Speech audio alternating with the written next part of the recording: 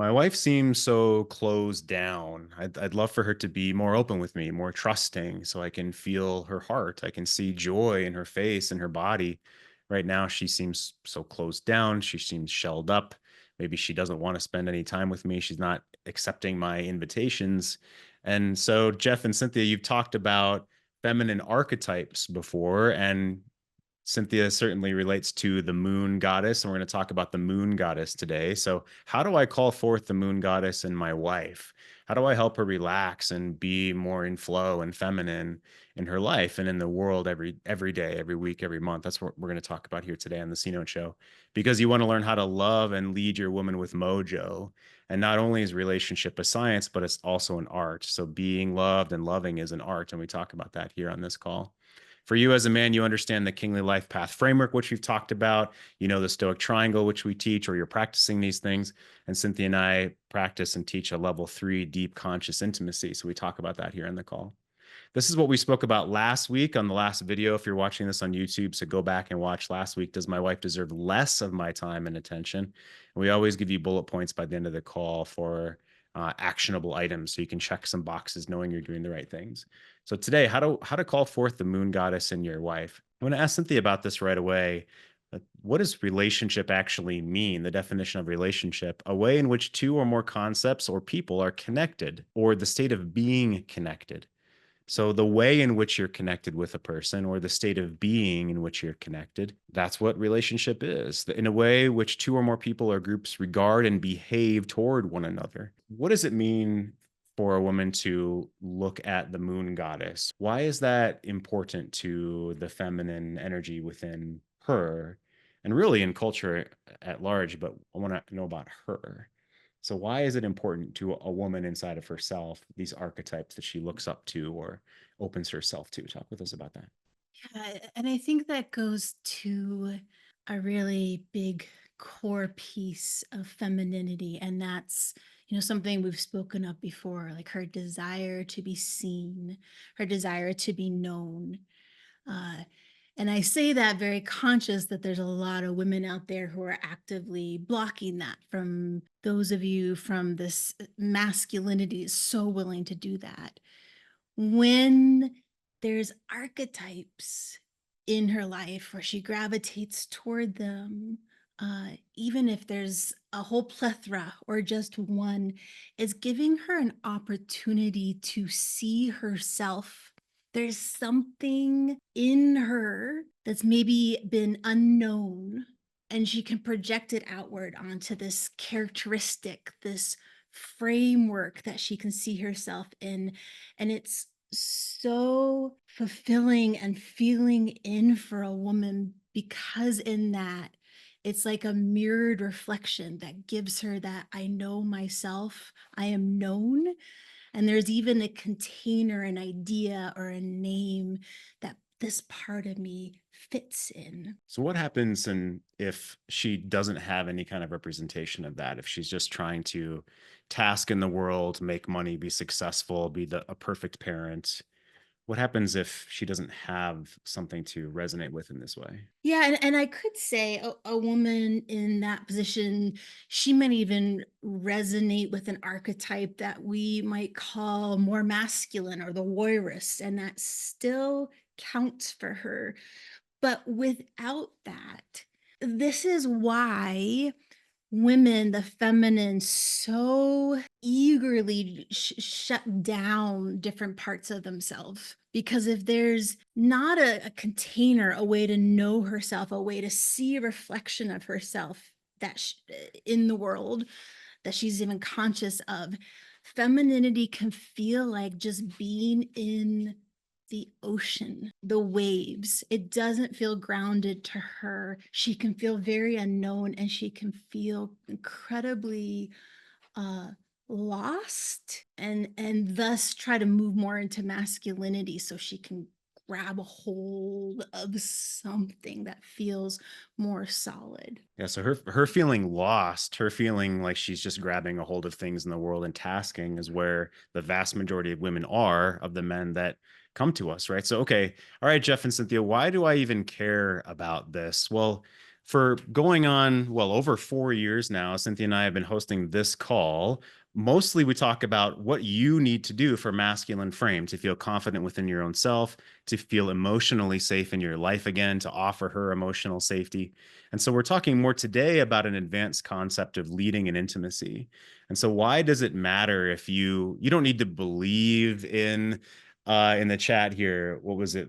Let's see, psychics and astrology and crystals and uh, what the moon goddess is, or women's priestesses, women's circles. These are in the chat. You don't have to believe these things yourself, but it's important that you consider her point of view. Let me jump forward here into some of my notes. I'm always reading many different books. I'm doing my second pass through this book by Carl Rogers, who is sort of the American father of client-centered therapy back from the late 40s and then through the 50s and into the 60s. And there's some great stuff in this book. There's research in this book, but also his point of view. That's why I like this one from him. It's a lot of his point of view. And so briefly, this is on page 32 of my Kindle version of this, his hypothesis about relationships. So quickly, he says, how can I provide a relationship which this person may use for his or her own personal growth? Now, why do I care about that, Jeff? Well, most guys that are doing this work here want to grow in relationship. You want to grow through your own work, and you'd love to have a space, invite her to grow in depth of relationship with you. If you don't care about growth, you're probably in the wrong place. Okay. So he's saying, how can I provide a relationship with a person where there's the opportunity for personal growth? Again, the father of American client-centered therapy is saying these things. He says, it is, I have come to put the question in this, let's say, in the second way. It's possible of all the human relationships, not just working with clients. So he says, he asks himself, how can I provide the relationship to offer personal growth? It's applicable to all of human relationships, not just to working with clients. Okay, so it's applicable to all people that he works with. And he's also goes on to say much more here, how trying to use some learned scripted way of working with a person doesn't work. Okay. And he goes on to say the relationship itself, there's 3 points. He says, I have found that the more that I can be genuine in the relationship, the more helpful it will be. So genuine within his own self, masculine frame, grounded in his own self, happy in his own self. Number 2, as a second condition, I find that the more acceptance and liking I feel toward this person, the more I will be creating a relationship which he or she can use. So I have to be in acceptance and get to a point where I actually find a liking for this person, even if he disagrees with them, even if they live a completely different life, even if he's working with someone in psychosis. He goes on to say that he has to find a place of acceptance and even liking for the person to create a relationship that is usable, that's worthwhile for growth. And finally, he says, I also find that the relationship is significant to the extent that I feel a continuing desire to understand, a sensitive empathy which each of the person's feelings and communications as they seem to her in that moment, him or her in that moment. Acceptance does not mean much until it involves understanding. It is only as I understand the feelings and thoughts which seem so horrible to them, or weak, or sentimental, or bizarre. It is only as I see them as she sees them and accept them as she does, that she feels really free to explore all the hidden nooks and frightening crannies of her inner and often buried experience. This freedom is an important condition of the relationship. There is an implied freedom here to explore oneself at both conscious and unconscious levels as rapidly as one dare to embark on this dangerous quest. There is also a complete freedom from any type of moral or diagnostic evaluation, since all such evaluations are, I believe, he says, always threatening. So I can be genuine. I accept and like the person for some place from who they are, and that I seek to understand them without diagnosing them. And these things are what's required in a relationship for growth. Does this sound familiar? Okay, I haven't quoted this before. Does this sound familiar? We need to be good in ourselves. we have to accept where they're coming from and find a way to like them in some kind of way. We're not in opposition to them, we're not fighting them, we're not trying to change them, and we're curious about understanding their point of view from their point of view in life. So why are those things? So let's say you come to me and you say, "I'm going to do this moon goddess ritual," and I show contempt for that, or I think that's stupid, even if my face is flat, or I think that's stupid and I don't really care.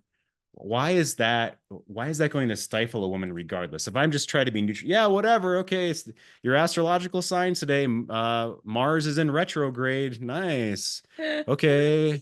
And I just straight up don't give a what does that feel like for a woman? Yeah, and it makes so much sense to just kinda let those things float across the screen like, "Oh, that's interesting." Doesn't really make sense. I think in that passage, it talked about, in relationship, she certainly has these nooks and crannies of herself that she's looking to flourish, understand, but really see the reflection of herself in to really provide almost a container for her experience in, we could say, in a very feminine way. And she's pretty used to, maybe growing up that's kind of denounced or not understood or that's weird. And so if she experiences that same trigger, the masculine or even another woman shaming her, or it feels to her like not seeing that part of herself, denouncing that part of herself, or not valuing that part of her that's aching to be seen, will feel really devalued and often will inspire a woman to want to kind of push it underground. Uh, So thank you. What's the opposite of that? So there's men watching this, you're watching this right now, and you want to learn, okay, I just want to be in acceptance as a man. mm. So what are the basics that a woman wants to feel when she's talking about her moon goddess or her sign or how whatever the moons of Jupiter things? What what does she want to feel from a man in those moments? Yeah, so what she's wanting to feel is what often women move into their masculine to try to get. And that's being taken seriously over something, even if it's not concrete, even if it's not tangible, even if it's not rational. Because what is the feminine at the core? It is not concrete. It is flow. It's not logical, as I know you're very aware of. And there's something about it that's intangible. And it's a very brave, courageous woman who's willing to lean into that and create a container for trying to understand those parts of herself. Trying to understand her parts of herself to be believed. I got confused when you said it's something her masculine tries to get. What does that mean? So to be taken seriously in that world, in that energetic expression, so that core need, I want to be taken seriously, believed, understood, known.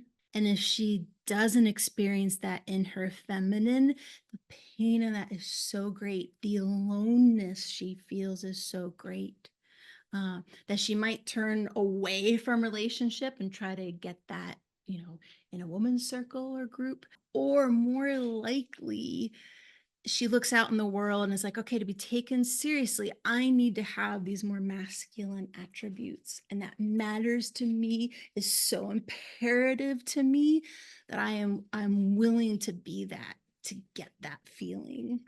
Okay, so I'm hearing two layers. The layer of am I taken seriously? And if my husband or man isn't doing that, I want to go be taken seriously elsewhere. Yeah. And so if he doesn't take her seriously, then he doesn't even have a chance to actually see her feminine blooming that's underneath, is what I'm hearing. Yeah. Is that fair to say? Yeah. Okay. So let's dive more into this. I have an example from a website I want to ask Cynthia about that speaks about the moon goddess briefly. And we want to hear examples from you guys that are here live as well. So where where do you feel detached from your woman? Or does she speak in these kind of ways? Or maybe she doesn't feel you take her seriously and you're having conflict in relationship over that. We want to hear your questions here in a minute. So from this particular website, he says The Mayan, known as the moon goddess as Ishel. In Rome, she was Luna. Ancient Greece, Selene. In Egypt, Sefket. The Tibetans know her as Lasya, and the Chinese Kunyin. The Celtic, she's Rhiannon. Despite dramatic differences between ancient and contemporary world cultures, she is universally regarded as the divine embodiment of healing, fertility, love, compassion, and grace.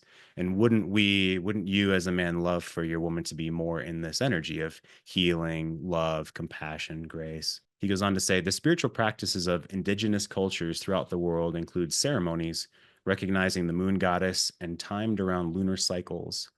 Although ceremonies often celebrate the full moon, Native people also focus on the new moon because it is the beginning of a new cycle and an important time to release the old and set intentions for the upcoming lunar period.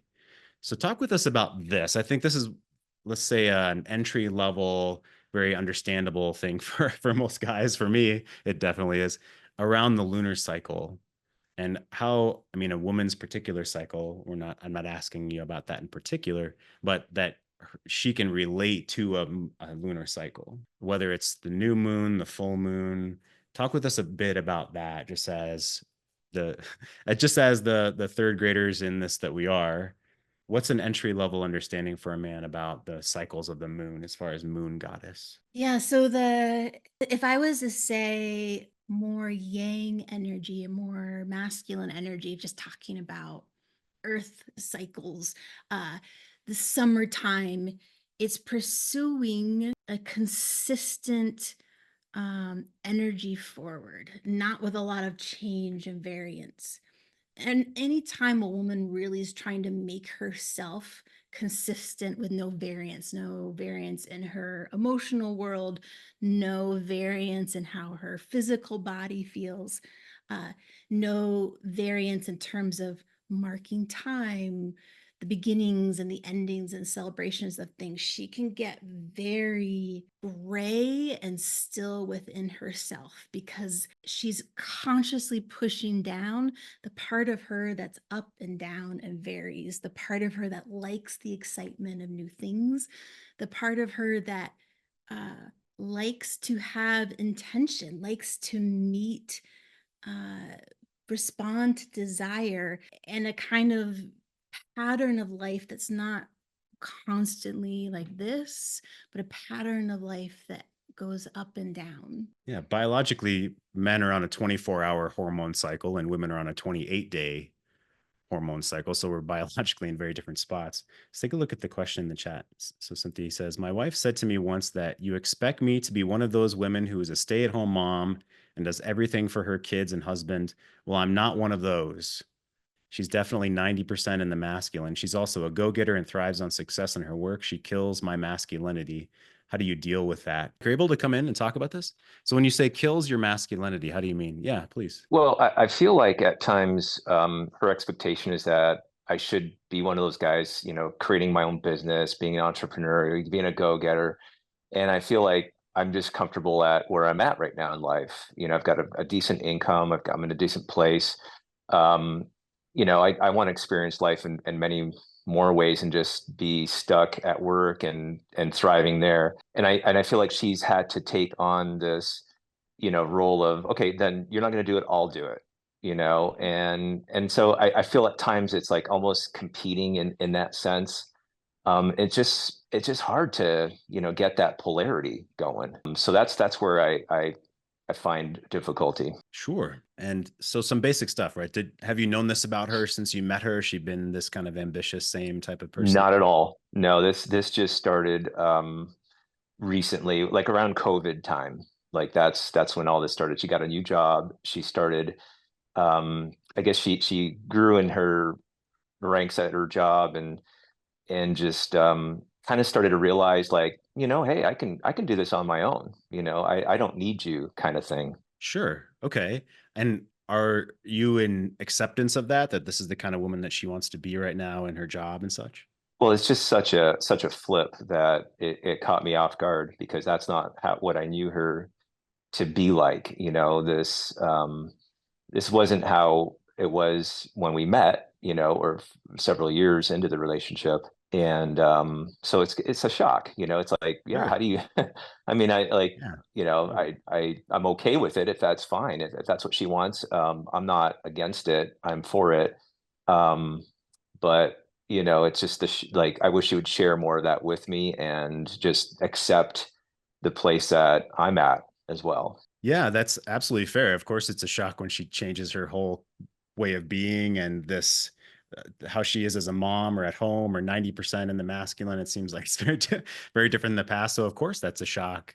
Right. So basically there's you, there's her, and there's the polarity in the relationship. And she can't steal any of your masculinity or kill your masculinity. You can feel stifled by her. You can feel insulted or disrespected by her, certainly. And then to your point, the polarity in the relationship might be she's in kick-ass mode all the time and she never relaxes, let's say, any longer. And so it feels like two dudes, two guys in the house. Is that kind of where you're going? Is that what you mean? Exactly. And I think, me having that Mr. Nice Guy tendency, I always kind of say, okay, yes, dear. And then, I stopped having my independence, stopped doing my own things that gave me joy. And that's where I think I need to lean into that and get that back, what I had before. Yeah, certainly. So let's say that you do that. I want this to get to a hard question. I want a hard. So let's say that you do that. You stop saying yes, dear. You don't kowtow to her just because she's in boss babe mode or whatever. You smile, you see her, you don't talk much. So to be more in masculine, you're talking less generally. You're generally moving less. You're not dancing across the room while she's standing still. Usually it's kind of the other way, archetypally. And you go, exercise, get out in nature. You're not spending as much time with her when she's in more masculine mode. You're happy with your own life, which it sounds like you are, right? She can have expectations and that's fine, but it doesn't sway who you are within your spiritual practice, your health practice, the man you're being in life. And then when you do come together with her, does she like want to have a strap on and be the man or what? Like what happens when you come into intimacy or take me to the edge of that question. Well, that the intimacy is no longer in our relationship at all. It's dead, so that's one of the things that, I'm working on getting back. Sure. Okay. And how does that go when you get together with her? Intimacy. It's cold. It's a half hug, it's a side hug, it's just not there. Yeah. It's been lost. Sure. And if I were to ask her what's going on with the intimacy, what do you think she would say? Yeah, I guess there's that, probably a trust issue. There's I think just over time things have been sort of lost. There was definitely an affair issue that took place, which is, so there's a lot of healing going on there. Sure. From And your affair or her affair? her affair. Yeah. Okay. Yeah, that's terrible, right? That's absolutely horrendous. And I've been in that. Yeah. Yeah. Okay. So for you, are you saying trust issue with her or both? I think there's probably equally both. I think she's lost trust in me as a man who could, connect with her emotionally. I mean, there's a lot of resentment that's been built up since then. And so that's where I'm trying to, reconnect, because I know what I want now in the relationship. And I think she's willing to, we've been going to counseling, and obviously I don't think that helps, but it's at least a place for her to be heard.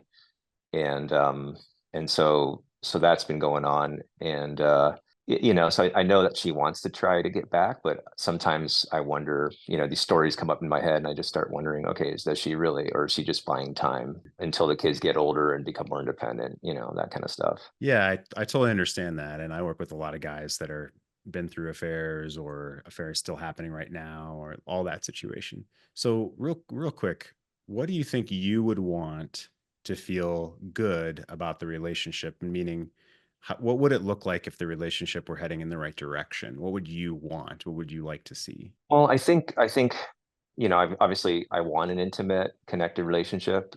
I definitely want to be a more grounded individual. Like, I wasn't grounded. I was one of those guys you mentioned, yesteryear, running around, um, but also just having like a common idea or goal in the future, something that we can look towards being excited about, not just roommates and taking care of kids and going to work and things like that.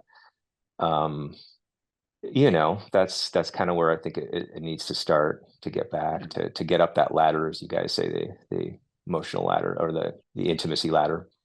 Yeah, that's right. And so I'll go to Cynthia here in 1 second. Do you have a hunch as to what that might be? What would you grow together? Would it be an idea, sort of a spiritual idea or a practice together? Or she wants to build a business, you don't, so it's not a business, it sounds like. Do you have an idea of what that would be, the two of you could rally around? I don't know, because those are like two different. I mean, yeah, career. A lot of people are like, okay, we're going to grow this career, we're going to build this business or whatever. But I feel like we're complete opposite on that. So that's definitely not an area. But I suppose, just like you said, spiritually, just being more connected and yeah. So this is great. This is really good. Okay. So, Cynthia, often men get to a place where we feel contented with money. We work with successful guys. So often guys feel contented with money and they want to grow more, be more of a king that's relaxed, not so much the warrior any longer, that can be more relaxed, more about peace, more about connection. And often the woman might see that as a space, a lack then of ambition, of direction, or she's coming to a place where, okay, the kids are old enough. Now I can go back to what I had to put on the shelf, she might think, Mm. of kicking ass in the world. And she wants to make her own money now. She wants to feel powerful. Fierce independence was put into the chat. So it's almost like we can kind of shift, and not that anyone's doing anything wrong per se, but wow, does that flip polarity now? Yeah. Okay. And seems like a totally grounded, level headed guy just from talking with him.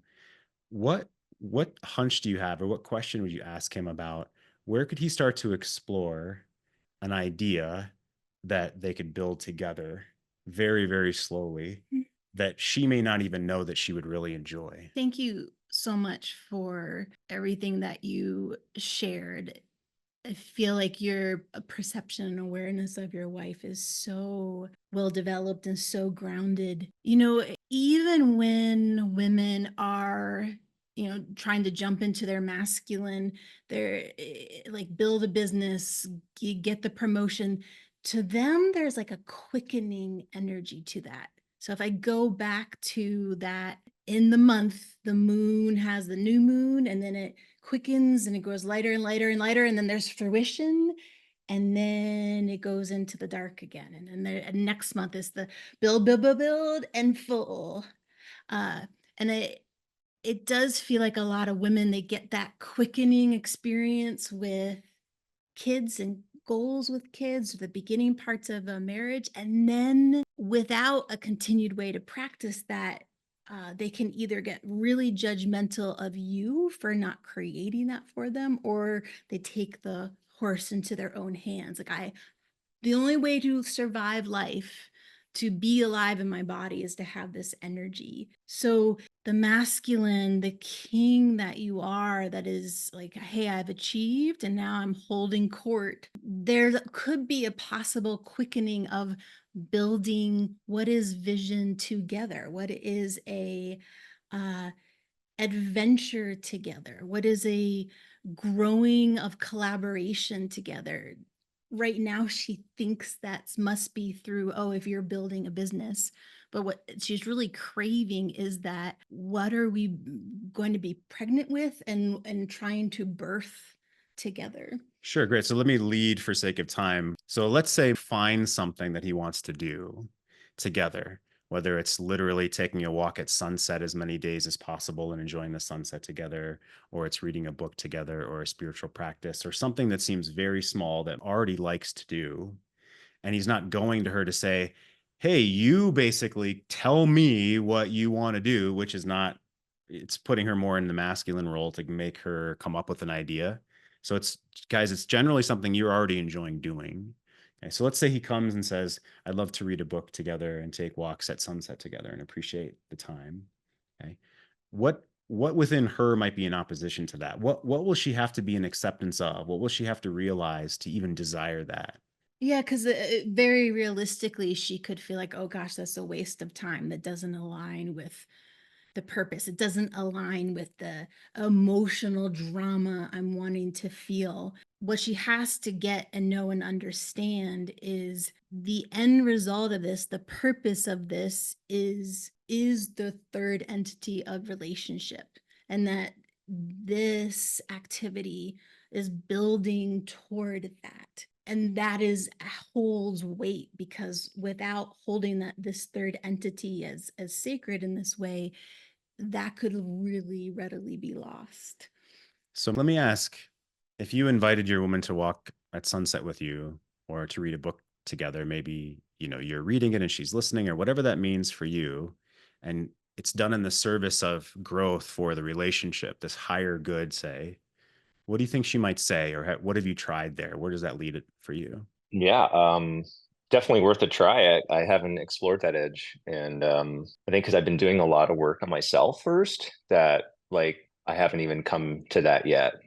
So it's a good place to begin and to explore that. Yeah, that's totally fair. Good. And this is this is an advanced conversation. And like I said earlier, we have to be calm within our own selves first before we're doing anything with her at all. And so that's fair to say. Absolutely. Yeah, good stuff. You put in the chat, why do women go through this masculine change seemingly so much more than men? How can we as men avoid it and handle it before it comes to divorce? Okay, so assuming that, well, women go through this massive change, not all women, but let's assume that your woman did, right? As you know, as you did. How can men avoid it? Like what? You want to try to keep her the same? How do you mean? No, I'm just like just listening to the story. It's like identical. It's like he just looked at the transcript of my call with you. Right. Yeah. And so it just seems like so many of the stories are so parallel, and we all kind of like just are oblivious to it, and until it's like where I was at, 6 months ago or 8 months ago. So like what's the best way to recognize that? Like for me, it's gonna be like with future women, Yeah, sure. Okay. So certainly we don't know what we don't know.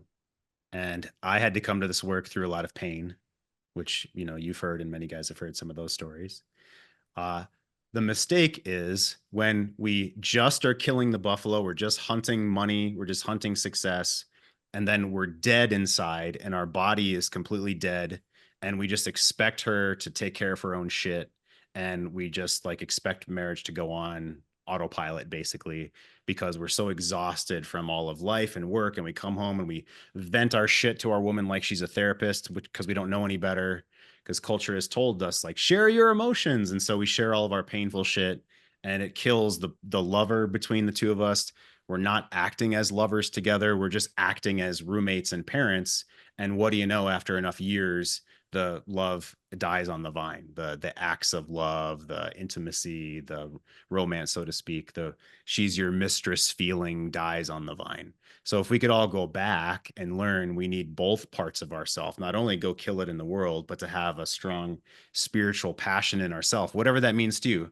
To me, it's not religious. To me, it's more of what inspires me every day. How do I get in touch with joy in nature? How do I just feel bits of appreciation and gratitude in my life, and then bring that aliveness when I'm facing my woman? Like I've said, I feel God flow through me, or the universe, or mountains, or the oceans flow through me when I'm with my woman. And that's all sourced in my own work. Like, you very well know, was saying. So when I work out and listen to music, or I go outside and I fill myself for my own self, and then when I come to her, I feel alive. I don't feel dead or judgmental or upset with her or criticizing of her. And I made all those mistakes in the past. And I think we've all made those mistakes. So going forward, it's the reason we're doing this today, and the moon goddess is, I want you and every man to know that that is a thing, and that women enjoy being believed in the archetypes that they want to reflect and amplify. And if we just, roll our eyes and scoff at her astrology, readings or whatever it is, she just feels pushed away and minimized and stupid. And none of that is what we're trying to do. Right. So from there, what does that mean for you now in life with all of that behind you at this point? Yeah, I mean, I think it means being open to all that stuff. I mean, the girl I'm dating now is into like essential oils and like, these oils do this for me and these oils do that. And I'm kind of like, well, hey, I'd love to try it, or whatever the homeopathic remedies you might have. Like I'm open to it. Like, hey, this is what really makes me sleep well. Well, she did it. I tried it. Wasn't great, but it was like, hey, I think that might have worked. Just kind of like, I don't know if I call it playing along, but being open to it at least. Yeah. Good. Absolutely. And knowing that it's a thing and knowing that you can be open to it and you don't have to push it away because it's crazy. Yeah, and she's like all in on it and like made me some kitchen countertop spray, and it's like it really works. Or it's placebo. Either way, it's cool, right? And well, I love, and I mean this in joy, which is like, hey, cool, bring her. What you want her to open, you want her to bring her stuff, you want her to feel. And Cynthia was clapping and smiling about that. So what about what's said? Even if it's placebo or whatever, but he's into it because she's into it. Yeah. What about that is important? Gosh, oh, I feel like this whole spaciousness that you are allowing her to show and illuminate herself in with you. There's, the feminine gets to flourish when she's given that space to be these maybe non-linear, non-logical parts of herself. It allows the very sacred healer part of herself to come out. It allows the very sensual sex goddess Dakini to come out. It's hey, you don't have to put away, there's that Corinthians quote about when I became an adult, I had to put away childish things. It's not giving her the message that this needs to be stuck and stored away. It's like, I want all of you to show up on this stage with me, and I want to see you, and I want you to glow brightly in this. A great question. So certainly, guys, I recognize that many of you, as we very well know, when we talk about every day and every week, you're feeling like you're totally underwater right now. And so does she. And that's okay. I want you to know that there's light at the end of the tunnel. You definitely can work on these things, but if the work starts with you first. All right, I'll give you a few bullet points, a few teaching points before we close out our call today, and I'll get some final words from Cynthia. So certainly, if you want more of our stuff, go to our website, greatmenmovemountains.com. Check out our stuff there. And let's do a few bullet points of the moon goddess and what you need to know to be doing for yourself as a man before you can even expect these things to be possible in your relationship. So number one, you must be grounded in yourself as a man, not reliant upon her to feel good. This doesn't mean perfect, doesn't mean every day you're a 10 out of 10, and quite the opposite. It's okay to feel down, it's okay to feel up, it's okay to feel nothing sometimes, but you're not reliant upon her to feel good. And you'll know this where if you think, oh, if she were to just do XYZ, I'd be happy. Or I hope she's smiling at me in the kitchen today. Otherwise, I'm going to feel terrible.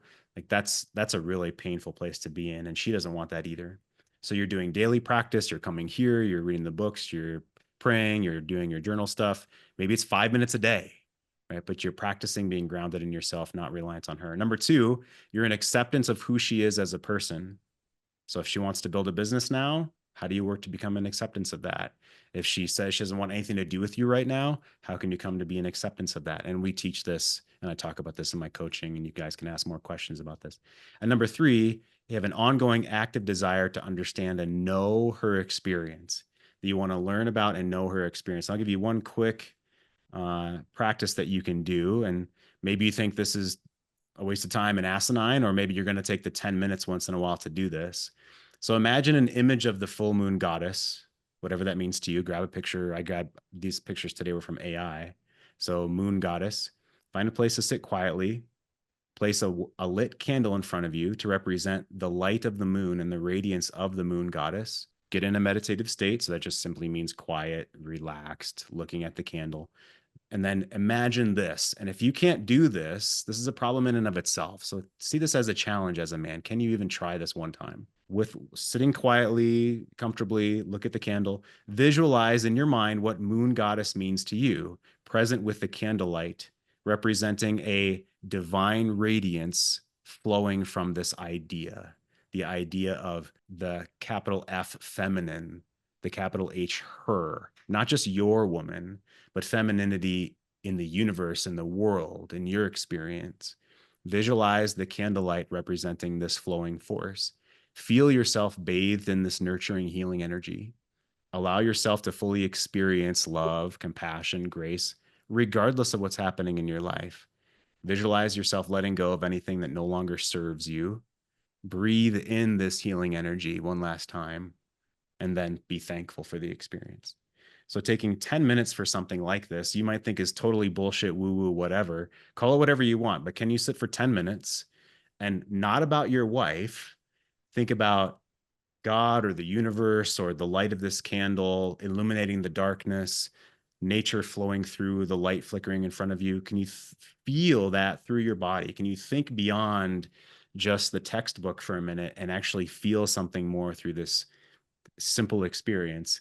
Because why is something like that something a woman is looking for? Why does she want her man to feel alive in his body in this kind of way, let's say?